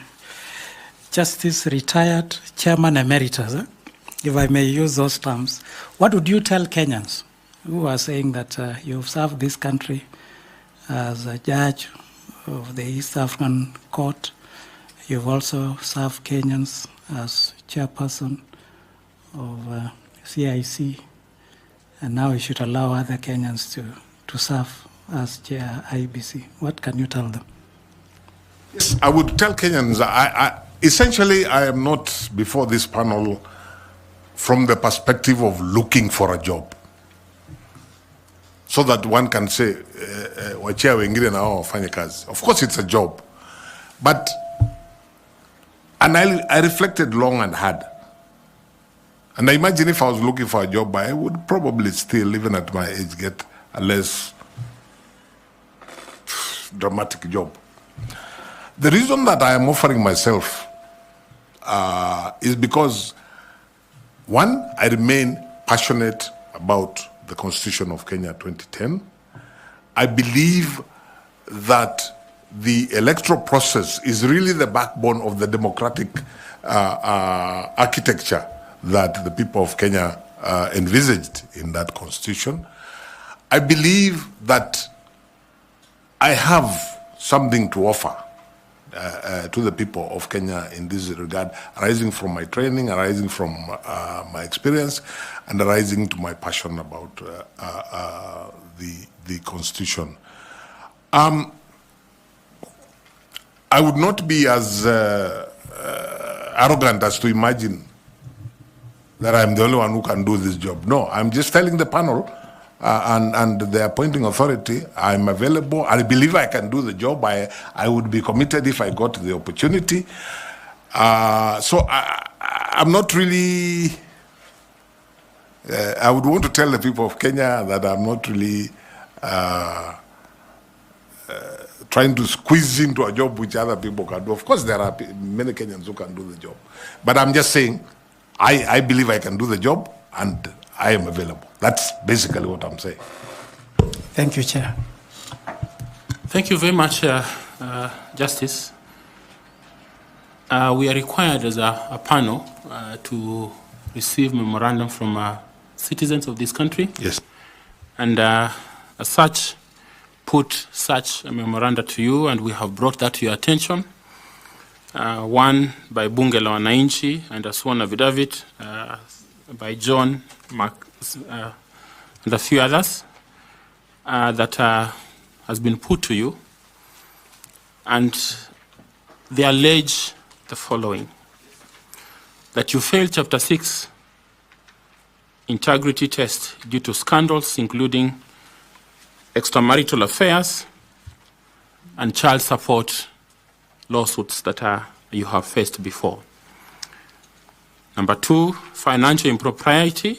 They allege that you're linked to Procter and Allen, a cereals company in financial distress that has defaulted 3.7 billion loan, raising doubts about your financial management capacity. Number 3, that you, Chair, lack a public record, and they allege that to implement key electoral reforms, you failed to do this as a chair of CIC, and in coming into office as a chair of IEBC, there will be nothing new that you'll add. Number 4, they say that there's some conflict of interest, that perhaps you have some political patronage that bring in lack of integrity, and you may not be objective in a presidential election. Then finally, that you lack public trust due to these past controversies, including personal scandals and questionable appointments and financial disputes. What do you have in terms of response? Briefly, kindly. Thank you very much, Chair. I'm happy to respond to those. I did get the memorandum and I looked at it. Of course, this is a public process, and it's right of every Kenyan to make allegations. One would expect that any serious allegations would have some support. Now, when I go through this, the first one of personal morals and integrity are just allegations, and some. I saw a page from some newspaper, and that's all that it is, allegations. Whatever they talk about, they have really not given any substance, and I do not accept the allegations, and I think that's really, on that one, that's what I would say about it. The second one, and I think Procter & Allen, I have never had anything to do with the management of that company. I am a very small shareholder in an investment company which itself has shares in Procter & Allen. I have no direct links with Procter & Allen. So I don't know how I would answer that, because if you're talking about financial management, I've never been involved in the financial management of Procter & Allen. So I really don't know how that would be said to reflect financial impropriety. The allegation that I failed at CIC, I think it's insulting, not so much to myself, because I'm a candidate here and they're welcome to say what they wish to say about me. I think it's insulting to the people I worked with at CIC, the entire team, and all the other stakeholders, to say that we did nothing and achieved nothing at CIC. I think the work that CIC did is self-evident. So I think this is just an allegation, like all the others, meant to scandalize. Political patronage. I'm not sure which you referred to, because I saw two things. One, a statement about the manner in which I was appointed to the East African Court of Justice. To the best of my knowledge, That's the way. The treaty has no details, and that's the way all. The man I was appointed is the way all judges are appointed through their respective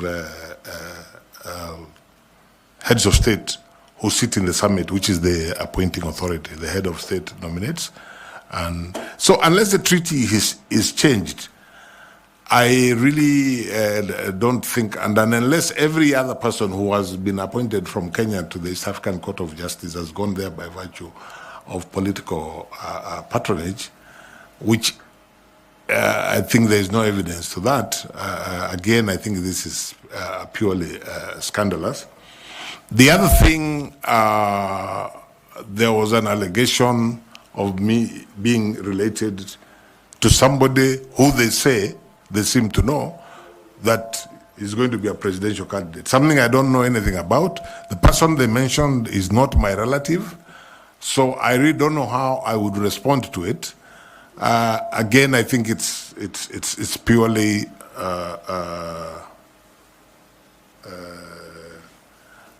scandalous. I'm very clear in my mind that none of those allegations have any basis whatsoever. And really, Chair, unless members of the panel wish to ask me specific follow-up questions on that, which I will be happy to answer, I consider the entire memorandum as being motivated by ill will for reasons that I don't know, and not being supported by the truth. But if members have anything specific they wish to ask, I have no problem. Any knowledge of you being a state candidate? A state candidate for this job? No. I'm not sure what a state candidate is, but I made this decision to run. You know, Mr. Chairman, when somebody talks about a state candidate, they are actually insulting this panel. You're the people who are going to decide who among the people that you have interviewed you are going to recommend to the appointing authority. So the idea of a state candidate is foreign to me. Your last question. Thank you, Chairman. Justice Nyachai, there have been allegations by Bunge la Wananchi. Yes. In a memorandum that I'm certain that you have seen. Yes. Facts which have been disclosed to you earlier, that there was misappropriation while you were at CIC in the year 2015, that the Auditor General's report revealed that at that time, the Commission spent an excess of expenditure of 43 million in a budget of 306 million, which had been approved. That at the time you ended up spending about 349.8 million. Even though largely the amount was accounted for, they say that the 9.2 million was fraudulently paid for the supply of newspapers, a matter which they say to have been subject of criminal investigations. What is your response to these allegations that this panel has received in the form of a memorandum? Sorry, I'm hearing this for the first time. Was that memorandum sent to me? I think so, it was. Separately from the earlier one? It must have been in the same package. Oh, I didn't see that one. And my answer is very simple. I know absolutely nothing about that allegation. I was not involved at CIC in anything to do with the financial processes or practice at the Commission. I'm also not aware of it, but in any event, I was not I would have wanted to know if there were criminal proceedings, who are they against and what was the outcome. I really don't know anything about it. That is self-explanatory, how you have explained, and I think it is sufficient for the purposes of this interview. We just want accountability in terms of the memorandum that we have received. No, that's... And of course, a fair defense for yourself. Absolutely. Which we are grateful. Absolutely, absolutely. Okay, Tenue? Maybe, Chair, to also help us, were you the accounting officer of CIC? Not at all. Not at all. Thank you. That's all. Yeah. I think that's enough. Okay. Finally, you may not have seen this memorandum, but we have received it this afternoon saying that you are a state officer. Are you a state officer? I chair the council of the Kenya School of Government. I'm not sure that that certainly makes me a public officer. I'm not sure it makes me a state officer. Okay. I think that's okay. Yeah. That's enough. Thank you. Thank you very much. It's taken us long. We have taken almost about 10 minutes above the time we should have taken with you. But thank you for indulging us into your life and your career. Do you have any question for us? Doesn't have to be a question, or I can make a comment. You can make a comment. My comment is to really appreciate the opportunity to interview before yourselves, to wish you well in the process, because you are doing an important public duty, whatever you decide. And to say that for me, the most important thing is that from whichever corner I may be, I remain passionate about the issues that we have been discussing. If I get the opportunity, I will endeavor to do my best. If I don't get the opportunity, I will continue to support the country as it strives to achieve the issues that we have been discussing on IEBC to deliver its mandate from whatever corner. Thank you very much, sir. Thank you very much for coming. We appreciate your time and the sacrifice you have made to spend your afternoon with us. We wish you well in this pursuit. There's a bottle of water there. Please do remember to pick your certificates. Asante sana. Thank you.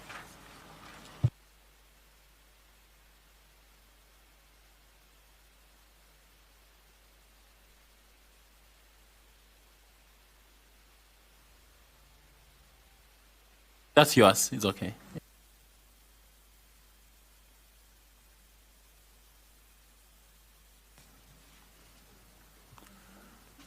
Wow. Okay. Media, do we ask you again to give us some space, kindly? Turn off your gadgets and just allow us to be able to finish up with this candidate. Thank you very much.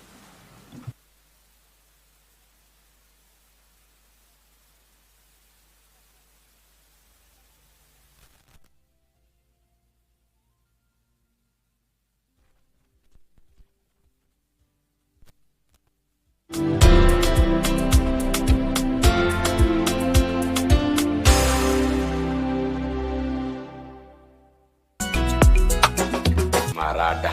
Ni nini wewe kimekuleta hapa? Nataka nipishe hapa na mautams. Acha sasa nianze kukula. Fanya hivi. Yes, gas tomato. Utaniletea kuku. Yeah? Habari yako?